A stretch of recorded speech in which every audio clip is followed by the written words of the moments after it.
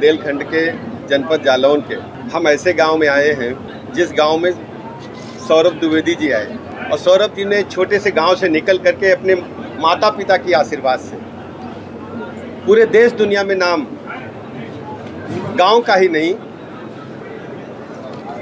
पूरी सनातन संस्कृति का, हमारी जो सभ्यता थी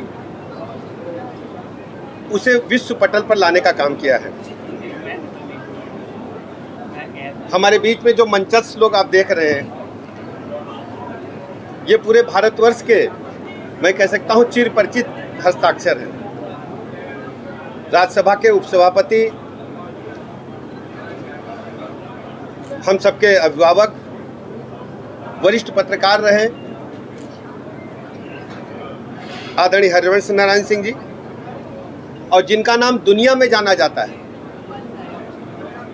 बाल हितों के लिए संघर्ष करने वाले, बाल मजदूरी को रोकने वाले, जिसके लिए उन्हें दुनिया का सर्वश्रेष्ठ प्रतिष्ठित पुरस्कार नोबेल पुरस्कार मिला। मुझे कोई याद नहीं, लगभग 40 वर्षों से मैं जानता हूं आदरणीय कैलाश सत्यार्थी जी को, जिनका पूरा जीवन बाल अधिकारियों के लिए समर्पित रहा, वो भी यहाँ मंच पर हैं। हमारे मित्र, हमारे साथी कुमार विश्वास जी, जहाँ जहाँ महा सरस्वती की हिंदी है वहाँ वहाँ कुमार विश्वास है। अभी एक पत्रकार मित्र पूछ रहे थे युवा वर्ग ऐसे कार्यक्रमों से क्यों विमुख हो रहा है। आप कभी ऐसा करो, यूट्यूब चैनल पर कुमार विश्वास को सर्च करो। हम देखते हैं 70-80% युवा जब ये गाते हैं अपनी वाणी से,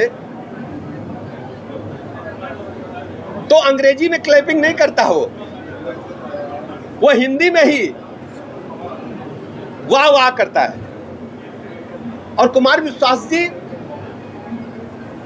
वैसे तो प्रेम के गीत गाते थे, ये प्रेम नहीं जो आधुनिक प्रेम है, राधा रानी का प्रेम, कृष्ण का प्रेम, हनुमान जी का प्रेम अब उनकी रंगों में बह रहा। उनके श्रीमुख से जब हम राम कथा का वर्णन सुनते हैं, भगवान कृष्ण की कथा का वर्णन सुनते हैं, राधा रानी ने किस ढंग से दूध पिया था तो उन्होंने छाले महसूस किए थे गर्म दूध के, उसका वर्णन जब सुनते हैं तो मेरा मन हर युवा का आंदोलित होता है अपनी सनातन संस्कृति के प्रति। उसका प्रमाण है कि गोवा में लोग 31 दिसंबर को जितने जुटते हैं उसके 4 गुने लोग अयोध्या धाम में और काशी विश्वनाथ में आते हैं। हमारे साथ जस्टिस साहब भी हैं, मंचस्थ हमारे संत महात्मा भी हैं। मुझे लगता है कि आज सौरभ जी ने पूरे विश्व पटल को एक संदेश देने का काम किया, हर युवा को संदेश देने का काम किया है कि आगे बढ़ो, तो इतना मत बढ़ो कि जमीन को भूल जाओ। माता जी बैठी हैं, माता जी मुझे पुत्रवत स्नेह देती हैं, और उसका कारण क्या है मैंने सौरभ जी को बताया।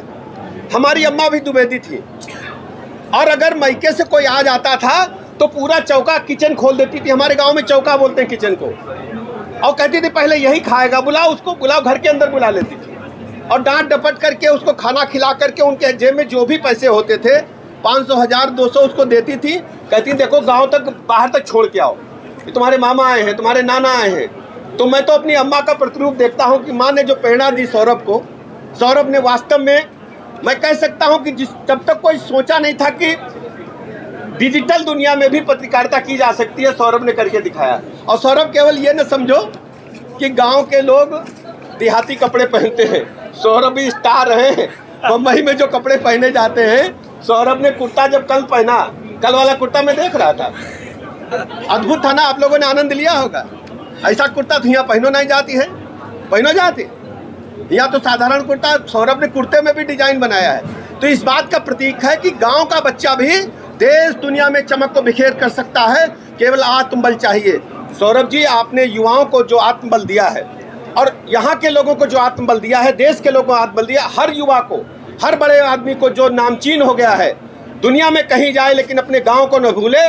गांव में ऐसे पुस्तकालय की स्थापना करे कि आसपास के बुंदेलखंड के लोग आकर के यहाँ अध्ययन करें। हमारी माँ बेटी ये कहें कि जाओ सौरभ जी के पुस्तकालय में और IAS IPS बनो, कवि बनो, और पंडित चंद्रशेखर आज़ाद भी बनो। वैसे चलन चल गया है। चलन क्या है कि हमारा बच्चा IAS बन जाए, ना बन पावे तो पुलिस बन जाए, ना बन पावे तो दरोगा बन जाए, ना बन पावे क्लर्क बन जाए, लेकिन चंद्रशेखर आज़ाद और महादेवी वर्मा ना बने। तो हम तो ये कहेंगे यहाँ पढ़ कर के लोग चंद्रशेखर आज़ाद बने, पूज्य रानी लक्ष्मीबाई बने और महादेवी वर्मा और मुंशी प्रेमचंद भी बने। मुझे पूरी उम्मीद है इस पुस्तकालय के बनने से बुंदेलखंड के युवाओं में नई चेतना जगेगी और सौरभ जी के तरह ढेर सारे लोग पूरे देश के अंदर प्रेरणा लेकर ऐसे पुस्तकालयों की स्थापना के लिए आगे बढ़ेंगे। मैं इस कार्यक्रम के सफल आयोजन के लिए सौरभ जी को बहुत बहुत बधाइयाँ देता हूं और मंचस्थ अपने सभी शीर्षस्थ लोगों का प्रणाम करता हूं, अभिनंदन करता हूं कि आप सब ने आकर इस कार्यक्रम को सफल बनाने का काम किया। बहुत बहुत धन्यवाद।